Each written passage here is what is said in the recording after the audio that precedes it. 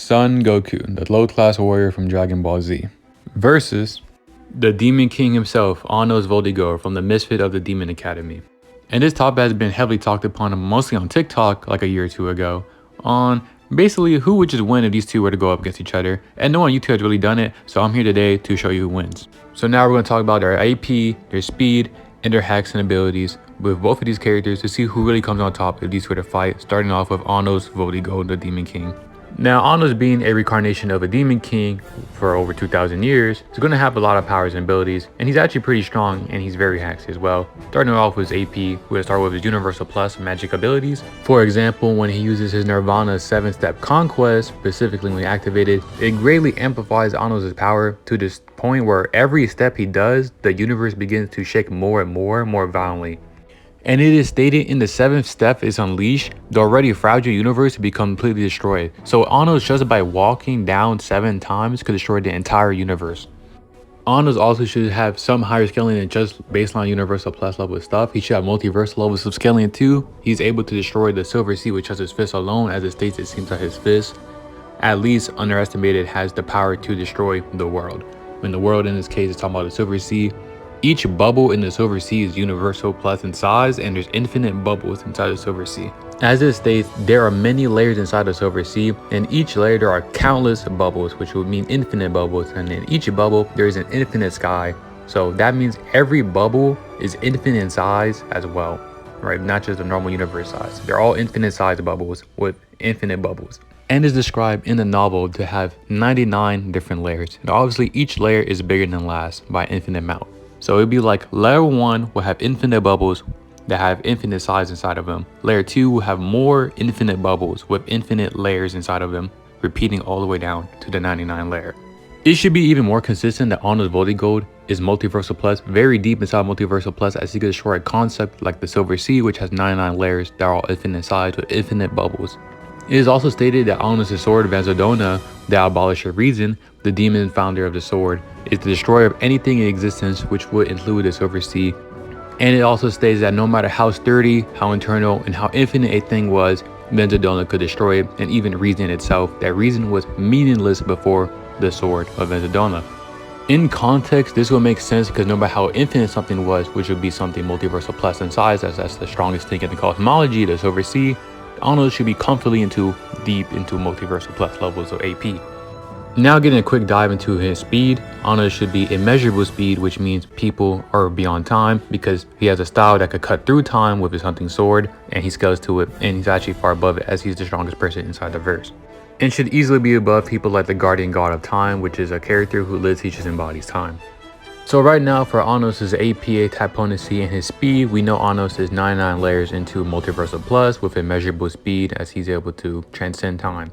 Now let's talk about his hacks and abilities. The first thing we'll talk about is the source. The source in Demon's Academy is basically the fundamental aspect of all people and all things. Something more profound than even mental energy, spiritual energy, and etc. etc. It states that even if your physical body perishes, the source of one's power still remains. You are able to reincarnate yourself back into being, even within 3 seconds for Anno's case. So if you were to kill Anno's but not destroy his source, he could come back in 3 seconds to continue fighting like nothing ever happened. He has some other minor abilities too, like it states that the seeds has been shown for like 2,000 years. I had used my magic to create 7 subordinates from his own blood and command him to do whatever he wants. He has power nullification too. He has powerful nullification that's able to break spells, curses, and bindings.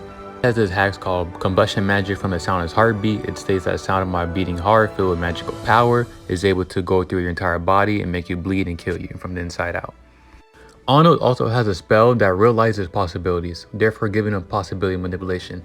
It basically just said there's a possibility for example, a sword being drawn and a possibility for it not being drawn, but using the spell, he's able to make both of those possibilities happen at the same time at once. Then it goes on to explain it in more, whether it be sheath or unsheath, both possibilities exist at the same time. I draw the sword and I might not draw the sword. It was only natural for both possibilities to exist at the same time. So basically what this means is if there isn't a possibility of something else happening and another thing that goes bad or good, either one, he can make both of them happen at the same time. So he doesn't have to pick just one possibility of an alternate future, but instead of both of them that exist at the same time for his own benefit.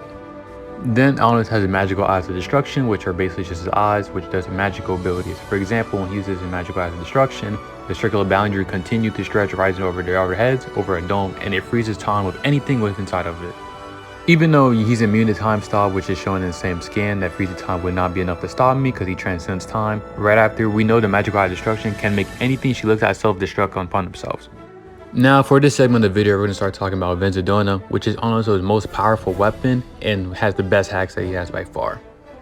So Venzadona is the abolisher of reason, the founder of the sword, and destroyer of all things in existence, as I said earlier, whether it be fate or a miracle, all bow down before me and disappear because of the sword he has. And no matter how strong, how eternal, or how infinite anything was, Venzadona could destroy it, even reason itself. Reason is meaningless before the sword of devastation. The Venzadona, the sword, is actually so strong, it's stated that those who see the blade are annihilated, like their physical body, their mental body, their spiritual body, and even their source. So if their source is gone, that means they can't even regenerate or reincarnate anymore. When this character ran away from Anos to a different dimension and attacked him from a said dimension that Anos couldn't go to, it was meaningless to Anos, as he had the sword, which is abolish your region, which reduces all logic to none. There is no point in thinking of what, how, or even why. It's funny too, because even after he comes out of the dimension to fight Anos just swings a sword at him and he evades the attack, for sure evades the attack, which is even shown in the anime, and he still hits him, and Anos just replies, do you think you could evade it by just dodging? So even if you dodge the attack, it's still going to hit you, which it could be application of it being measurable speed as well. So Anos has a sword that could defy quote-unquote reason itself. We know Anos is multiversal plus, 99 layers into it in fact, and immeasurable speed. So we're going to go to Goku section now and see how Goku compared to someone who is this strong, this fast, with these amazing amount of powers. Now we're going to be doing the Goku portion of the video, which many of you guys are probably been waiting for this entire time, or just skip to. Either way, it doesn't really matter to me. Now we're going to see how Goku compares to Anos Voldigoad, and let's start with his AP first. And now, before we even get started to his AP, we must first talk about the cosmology portion of the video, because it's very relevant and very important to Goku's attack potency. Starting off with the universe, the mortal universe, is stated to be the endless expansive space wrapped around every celestial body that exists in the living world, basically saying that it's expansive to a point where it's endless, therefore it's infinite. This notion of the universe being infinite is even backed up in the galaxy portion of the Daizenshu, where it just says that the Kaioshins survive the galaxy that exists infinitely in all the universe. So we know the living universe is infinite in size, which is stated twice with the galaxy and the universe portion of the Daizenshu. We also know the demon realm is comparable to the mortal universe in size as well. And we know how Earth has its own personal hell for it. It's called Hell's Earth, which has multiple distinct levels to it, as shown right here, here, and here, which would be fair enough to say that every planet that has life has their own distinct personal hell to it. And since the universe is infinite, there should be multiple hells, aka infinite different hells. Knowing that each planet will have their own hell as long as there's life onto it, for example, Earth has its own hell and so on, there will be infinite amount of hells, aka infinite universe, which will make the cosmology of Dragon Ball Z at least multiversal plus level, because there's infinite amount of universe inside of it. We also know that Dragon Ball Z, there are multiple other timelines, which is kind of portrayed within this white scan right here, that there should be infinite timelines as well, as infinite different things are happening and are able to happen and is possible. Therefore, the cosmology should have infinite timelines, which have infinite hells, which have infinite multiversal pluses inside of them. This would essentially just give Goku infinite layers into a multiversal plus, since he was able to destroy the macrocosm when he's about to fight Beerus, as it states that people, gods, planet like in us, will no longer exist and will all be turned into a vacuum of nothingness, which is shown.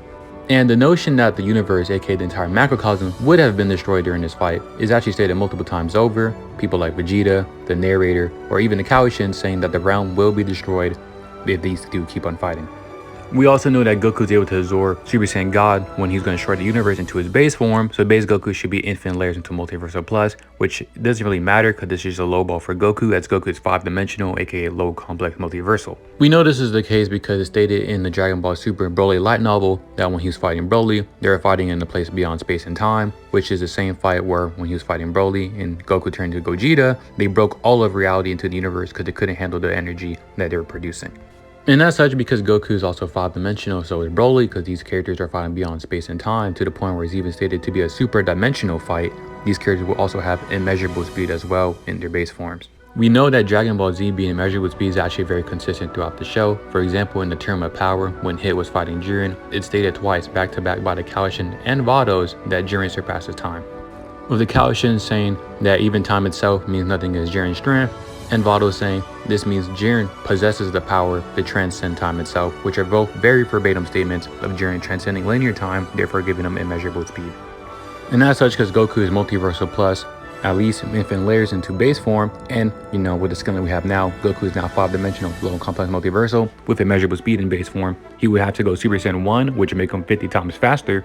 And now that Goku is in Super Saiyan 1 as the J1, he would be 50 times faster than Oni's Voldigoad, who's only baseline into immeasurable speed, while Goku would be 50 layers into immeasurable speed. So he would blitz Oni's Voldigoad 50 times over, which is Super Saiyan 1 alone, without including the rest of the multipliers.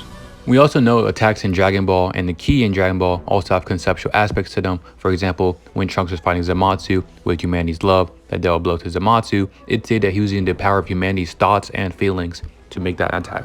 And since that attack that Trunks used was based on the power of humanity's thoughts and ideas, which is abstract concepts, we'll give it conceptual abilities to it as well, which means Goku is not only able to blitz Oni Voldigoad, he's able to permanently kill him as he's able to damage his concept. And since Goku is vastly above Oni's Voldigoad, beyond infinite degrees amounts, and 50 times over multiplier on top of that with Super Saiyan 1 alone, he will have enough power to power null all of Oni's Voldigoad's hacks, as people can do in Dragon Ball Z, as shown when Vegeta broke out of Bobby's mind manipulation. With that being said, Goku is just too strong and too fast and has power nullification based on his AP of him being way too strong and way too fast for Oni's Voldigoad. Even if you don't want to agree with the 5D scaling, he'll be infinite layers into multiversal plus and base form alone and get stronger with his multipliers as well. I hope everyone enjoyed the video. Don't forget to like and subscribe for more content and turn on notification bell for every time I do post or I stream. You guys could come in and talk to me, ask some questions about the videos. I can answer them on the stream. And don't forget to comment down below on your thoughts on the video, other topics you want me to see me do and talk about, or other versus matchups, or any other scaling characters we could do, and I'll get to it eventually. And the very last thing before I go is go say what's up to my friend Jack for making a demo for me. He makes very good content and he has some big videos coming up soon, so stay tuned on his channel and watch out for those videos.